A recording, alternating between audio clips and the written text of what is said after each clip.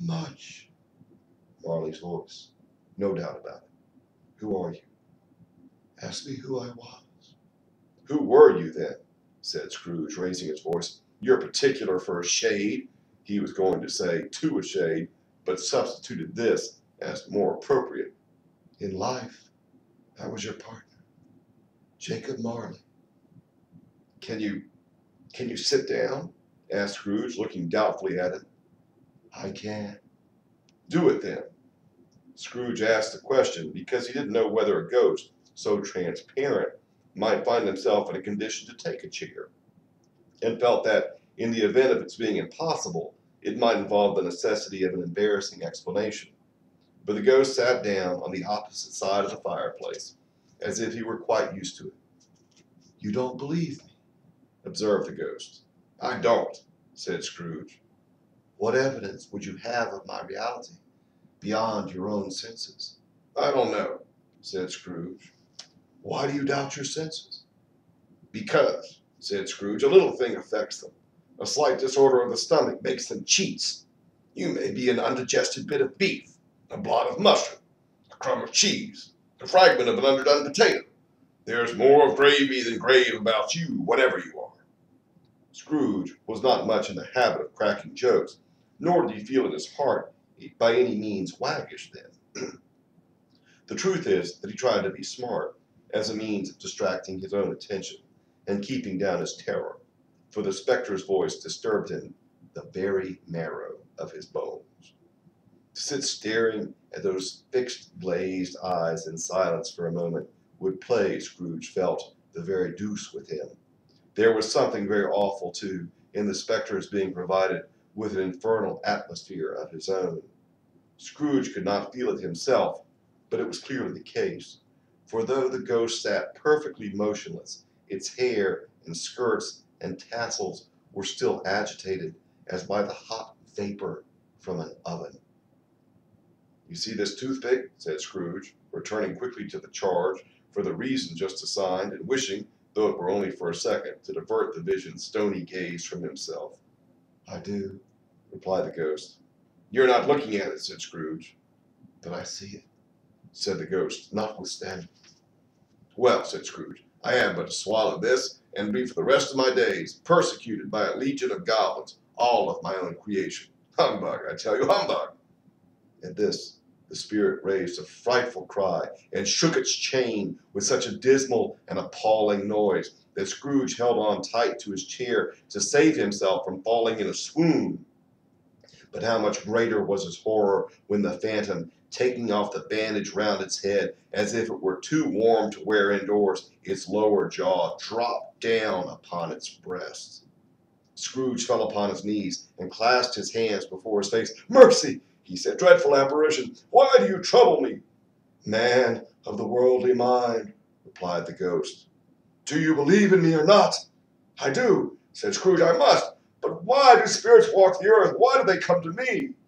It is required of every man, said the ghost, that the spirit within him should walk abroad among his fellow men, and travel far and wide, and if that spirit goes not forth in life, it is condemned to do so after death.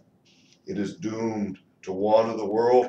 Oh, woe is me, and witness what it cannot share, but might have shared on earth and turned into happiness. Again the spectre raised a cry and shook its chain and wrung its shadowy hands. You are fettered, said Scrooge, trembling. Tell me why. I wear the chain I have forged in life, replied the ghost.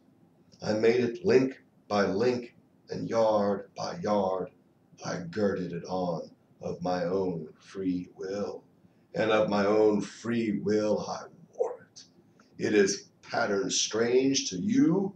Scrooge trembled more and more. Or would you know, pursued the ghost, the weight and length of the strong coil you bear yourself? It was full as heavy and as long as this 7 Christmas Eves ago. You have labored on it long since. It is a ponderous chain.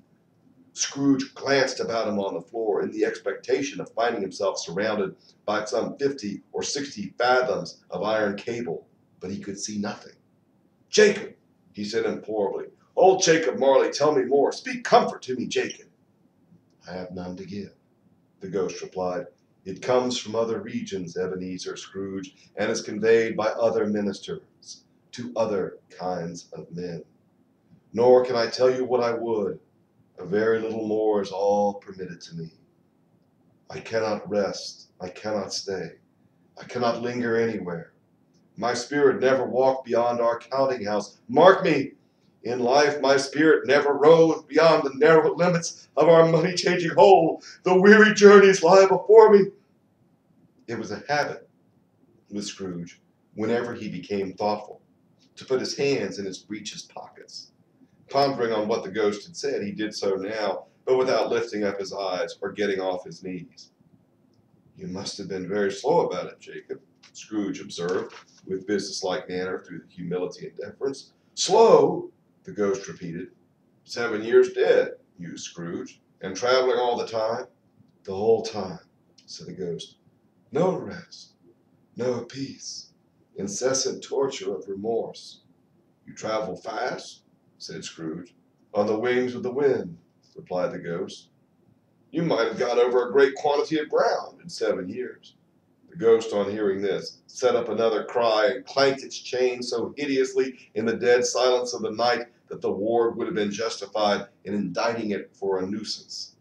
"Oh, captive bound and double ironed," cried the phantom, "not to know that ages of incessant labor by immortal creatures for this earth must pass into eternity before the good of which it is susceptible is at all developed. Not to know that any Christian spirit working kindly in this little sphere, whatever it may be, will find its mortal life too short for its vast means of usefulness. Not to know that no great space of regret can make amends for one's life's opportunities misused. Yet such was I. Such was I." "But you're always a good man of business, Jacob," faltered Scrooge. Now began to apply this to himself. "Business!" cried the ghost, wringing its hands again. "Mankind was my business. The common welfare was my business. Charity, mercy, forbearance, and benevolence were all my business. The dealings of my trade were but a drop of water in the comprehensive ocean of my business." It held up its chain at arm's length, as if that were the cause of all its unavailing grief, and flung it heavily upon the ground again. "At this time of the rolling year," the spectre said, "I suffer most. Why did I walk through crowds of my fellow beings with my eyes turned down, and never raise them to the blessed star which led the wise men to a poor abode? Were there no poor homes to which its light could have conducted me?" Scrooge was very much dismayed to hear the spectre going on at this rate, and began to quake exceedingly. "Hear me," cried the ghost. "My time is nearly gone." "I will," said Scrooge. "But don't be too hard upon me. Don't be flowery, Jacob, pray." "How is it that I appear before you in a shape you can see I may not tell? I have sat invisible beside you many and many a day." It was not an agreeable idea. Scrooge shivered and wiped the perspiration from his brow. "That is not light part of my penance," pursued the ghost. "I am here tonight to warn you that you have yet a chance and hope of escaping my fate, a chance and hope of my procuring Ebenezer." "You're always a good friend to me," said Scrooge. "Thank ye." "You will be haunted," resumed the ghost, "by 3 spirits." Scrooge's countenance fell almost as low as the ghost's had done. "Is that the chance and hope you mentioned, Jacob?" he demanded in a faltering voice. "It is." I think I'd rather not," said Scrooge. "Without their visits," said the ghost, "you cannot hope to shun the path I tread. Expect the first tomorrow, when the bell tolls 1. "Couldn't I take them all at once and have it over, Jacob?" hinted Scrooge. Expect the second on the next night at the same hour, the third upon the next night, when the last stroke of 12 has ceased to vibrate. Look to see me no more, and look that, for your own sake, you remember what has passed between us." When it had said these words, the spectre took its wrapper from the table and bound it round its head as before. Scrooge knew this by the smart sound its teeth made when its jaws were brought together by the bandage. He ventured to raise his eyes again and found his supernatural visitor confronting him in an erect attitude, with its chain wound over and about its arm. The apparition walked backward from him, and at every step it took, the window raised itself a little, so that when the spectre reached it, it was wide open. It beckoned Scrooge to approach, which he did. When they were within 2 paces of each other, Marley's ghost held up its hand, warning him to come no nearer. Scrooge stopped. Not so much in obedience as in surprise and fear, for the raising of the hand he became sensible of confused noises in the air, incoherent sounds of lamentation and regret, wailings inexpressibly sorrow and self-accusatory. The spectre, after listening for a moment, joined in the mournful dirge and floated out upon the bleak, dark night. Scrooge followed to the window, desperate in his curiosity. He looked out.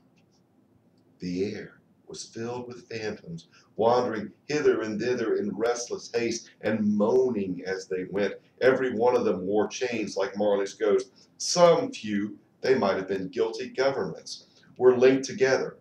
None were free. Many had been personally known to Scrooge in their lives. He had been quite familiar with one old ghost in a white waistcoat with a monstrous iron safe attached to its ankle, who cried piteously at being unable to assist a wretched woman with an infant, whom it saw below it on a doorstep. The misery with them all was clearly that they sought to interfere for good in human matters and had lost the power forever. Whether these creatures faded in the mist or mist enshrouded them, he could not tell, but they and their spirit voices faded together, and the night became as it had been when he walked home. Scrooge closed the window and examined the door by which the ghost had entered. It was double locked, and he had locked it with his own hands, and the bolts were undisturbed. He tried to say, "Humbug," but stopped at the first syllable, and being, from the emotion he had undergone, or the fatigues of the day, or his glimpse of the invisible world, or the dull conversation of the ghost, or the lateness of the hour, much in need of repose, went straight to bed without undressing, and fell asleep upon the instant.